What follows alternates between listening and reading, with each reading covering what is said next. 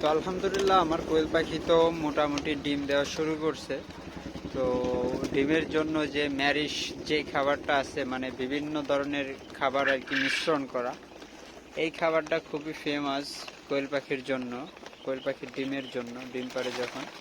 তো এই খাবারগুলো এদেরকে দিছি, এরা সেভাবে খাচ্ছে না, টুক টুক টুক করে দুই এক টুকরা, মানে গুঁড়ো খাবার তো রিল্যাক্সে এরা মানে রিল্যাক্সের সাথে খাচ্ছে। তো এরা ফ্লাশ জ্বালায় ভিডিও করতেছি, তো এরা একটু ভয় পাচ্ছে।